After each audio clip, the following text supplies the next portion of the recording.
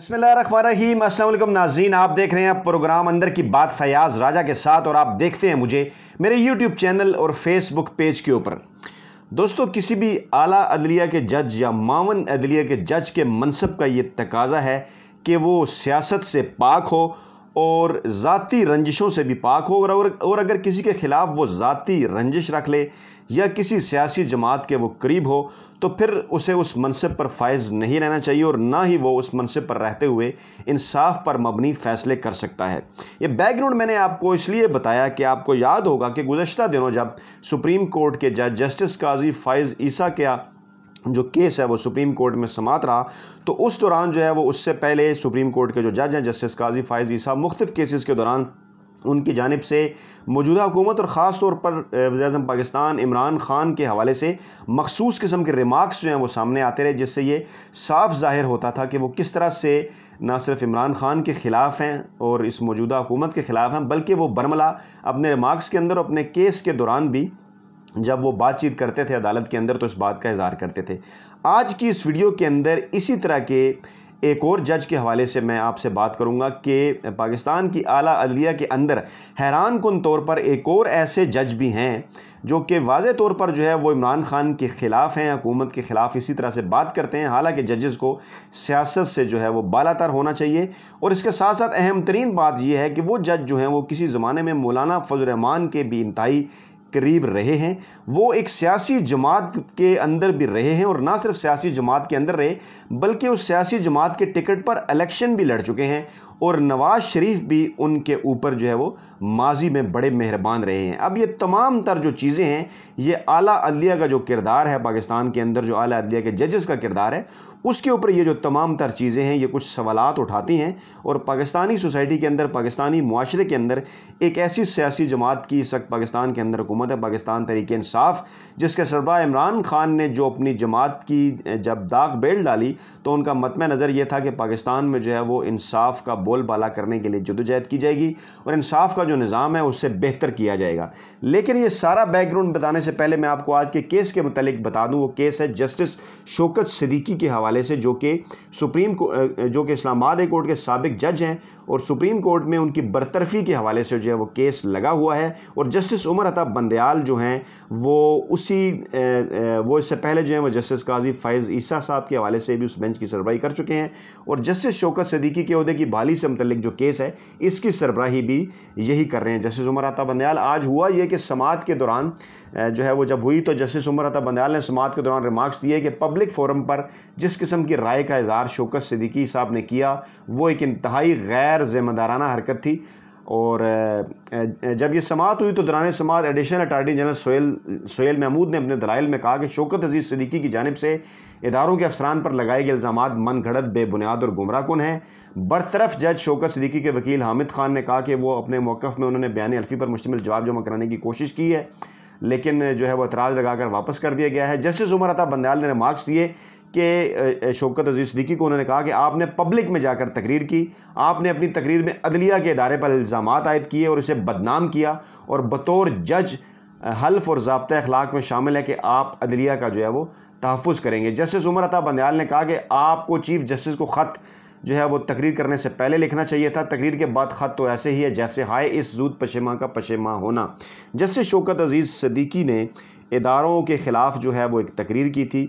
बार से, जब उन्होंने जो है वो ख़िताब किया था और उन्होंने ये भी इल्ज़ाम लगाया था कि जो पाकिस्तान के मखसूस सिक्योरिटी इदारे हैं वो अपनी मर्ज़ी के जो है वो बेंच बनवाते हैं। इस दौरान ये आज भी उन्होंने इंकशाफ किया गुज़श्ता समाअत में कि ISI के जो एहलकार हैं वो उनसे मुलाकातें भी करते रहे, जिस पर जस्टिस उमर अता बंदयाल ने कहा कि आपको उनसे क्या ताल्लुक़ था कि वो आपसे मुलाकातें करते रहे और आपने चीफ़ जस्टिस को क्यों आगाह नहीं किया और चीफ़ जस्टिस को ख़त लिख कर बताने की बजाय आपने पब्लिक फोरम पर तकरीर कर दी, जो कि बिलाशुबा आपके हल्फ की खिलाफ वर्जी है। अच्छा, ये जो जस्टिस शौकत अजीज़ सिद्दीकी साहब हैं, इनका मैं बैकग्राउंड आपको बता दूँ कि जस्टिस शौकत अजीज़ सिद्दीकी जो हैं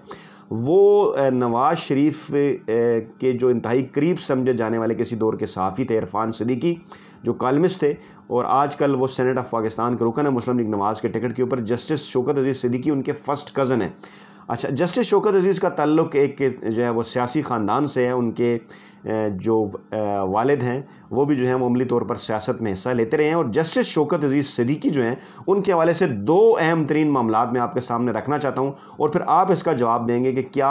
اس قسم کے جو سیاسی جج ہیں وہ پاکستانی عدلیہ کا حصہ ہو سکتے ہیں، اور عدلیہ کا حصہ رہتے ہوئے کیا وہ کیسز کے ساتھ انصاف کر سکتے ہیں۔ جسٹس شوکت عزیز صدیقی نے 2002 کے انتخابات، جن کے اوپر بڑے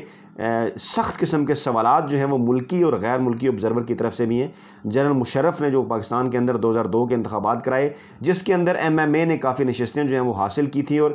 یہ بات سب اچھی طرح سے جانتے ہیں کہ ایم ایم اے کو ملا ملٹری الائنس کا نام دیا گیا تھا، کہ متحدہ مجلس عمل واضح طور پر سب یہ بات سمجھتے ہیں اور کہتے بھی ہیں کہ یہ جو ہے وہ اسٹیبلشمنٹ نے بنوائی تھی، اور اسٹیبلشمنٹ کے ذریعے ہی، دھاندلی کے ذریعے جو ان کو سیٹیں بھی جو ہیں وہ دلوائی گئیں۔ یہ ایک بات ہے، ایک ڈیبیٹ ہے لوگ کرتے ہیں، جس میں دونوں بڑی سیاسی جماعتیں، مسلم لیگ نواز اور پیپلز پارٹی جو جمہوریت کی دعوے دار ہیں، وہ یہ بات کرتی ہیں۔ اور حیران کن طور پر جسٹس شوکت عزیز صدیقی نے اس وقت، کیونکہ وہ جج نہیں تھے، تو 2002 کے انتخابات میں ایم ایم اے کے ٹکٹ پر جماعت اسلامی کے کوٹے سے NA54 راولپنڈی کا حلقہ تھا، اب خیر اس حلقے کا نمبر بدل گیا ہے، راولپنڈی کینٹونمنٹ بورڈ کا یہ حلقہ ہے۔ 2002 میں NA54 سے انہوں نے عملی طور پر سیاست میں حصہ لیتے ہوئے کتاب کے نشان پر 2002 کے انتخابات میں ایم ایم اے کے ٹکٹ پر حصہ لیا۔ بری طرح سے خیر انہوں نے شکست کھائی، لیکن یہ بیک گراؤنڈ آپ کو جو ہے وہ بتانا ضروری ہے کہ کس طرح سے گہرا تعلق ان کا سیاست میں رہا۔ ایک تو ہوتا ہے کہ اگر آپ کسی سیاسی جماعت کے قریب رہے ہوں یا اس کے ہمدرد رہے ہوں، پھر کسی حد تک آپ کارکن رہے ہوں، چلیں وہ بھی ہے، لیکن باقاعدہ طور پر الیکشن میں حصہ لیا،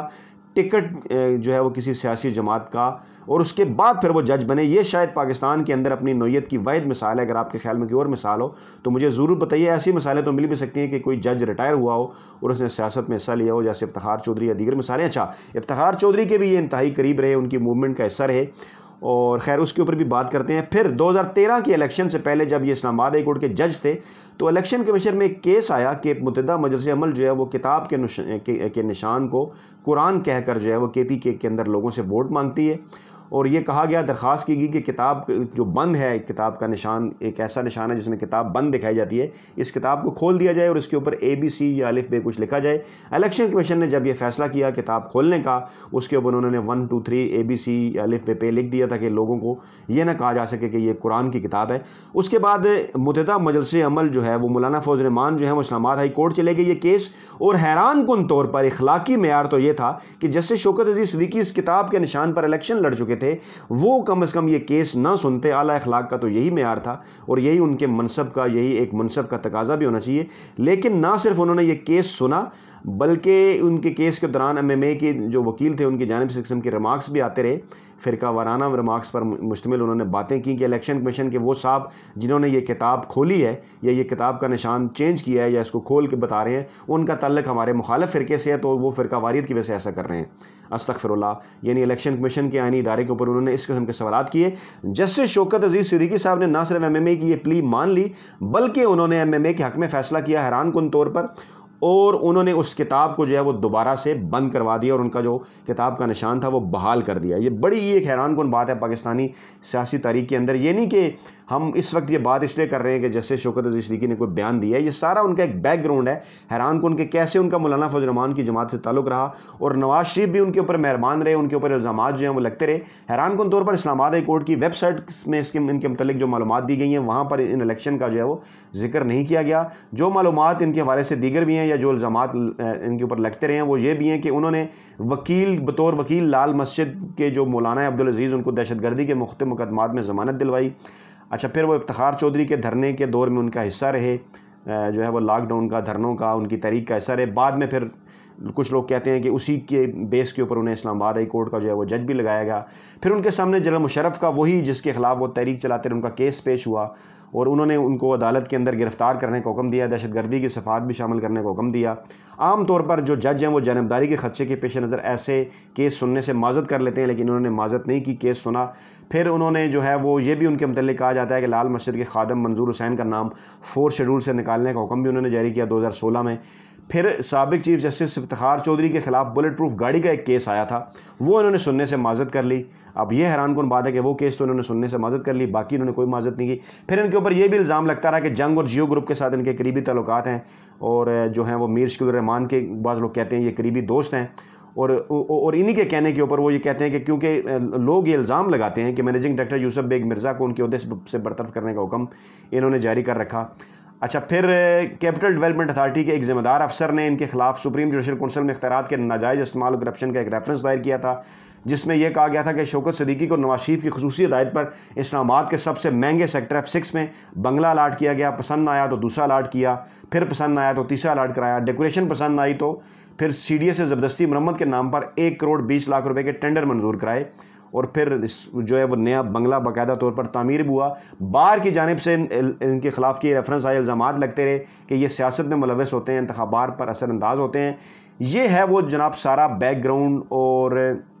اس کے بعد پھر اس قسم کے ان کے بیانات جو ہیں وہ سامنے آئے تھے۔ اب سوال یہ ہے کہ MMA کیونکہ پاکستانی اسٹیبلشمنٹ کے اوپر بنانے کا ایک الزام لگتا ہے، تو تعلقات تو پھر ان کے پرانے ہی تھے، ان سے صحیح پھر سوالات کیے جاتے رہے کہ جناب آپ اسٹیبلشمنٹ کے لوگوں سے کیوں ملتے رہے۔ پاکستان میں ایک یہ بڑا ٹرینڈ ہے کہ پہلے آپ اسٹیبلشمنٹ کے ساتھ مل کر ان سے جو ہے وہ فوائد اٹھائیں، پھر جب کسی پوزیشن کے اوپر پہنچ جائیں تو پھر ان کے خلاف ایک آپ نعرہ لگائیں، ان کے خلاف ہو جائیں اور پھر ہیرو بننے کی کوشش کریں۔ میرا خیال ہے کہ فائز عیسیٰ صاحب کا اور جسٹس شوکت عزیز صدیقی صاحب کا دونوں کا کیس ایسا ہے کہ اس سے پہلے وہ جیسا کہ فائز عیسیٰ صاحب جو ہیں وہ میمو کمیشن کے کیس کے دوران اسٹیبلشمنٹ کی مرضی کا ایک فیصلہ انہوں نے دیا تھا، ان کے اوپر الزامات لگتے رہے۔ شوکت عزیز صدیقی صاحب بھی اسٹیبلشمنٹ کی مرضی سے جو ہے وہ پہلے چلتے رہے، اور ایک مخصوص سٹیج کے اوپر جب ان کو شہرت حاصل ہوگی، اپنا ان کا کام ہو گیا ایک عہدے پر پہنچ کے، تو اس کے بعد پھر انہوں نے ایک نعرہ لگایا اور اسٹیبلشمنٹ کے خلاف ہونے کی کوشش کی۔ اور باقاعدہ طور پر دونوں یہ جو جج حضرات ہیں یہ عمران خان کے خلاف ایسے اس قسم کے ریمارکس دیتے ہیں کہ جیسے شاید اپوزیشن لیڈر یا سیاستدان بھی نہیں دیتے۔ تو ناظرین، یہ ہیں وہ تمام تر تفصیلات اس کیس کے تناظر میں آپ کے سامنے رکھنا ضروری تھا۔ اپنا بہت خیال رکھیے گا، دعاؤں میں یاد رکھیے گا۔ نئی ویڈیو کے ساتھ جلد آپ کی خدمت میں حاضر ہوتے ہیں۔ اللہ حافظ۔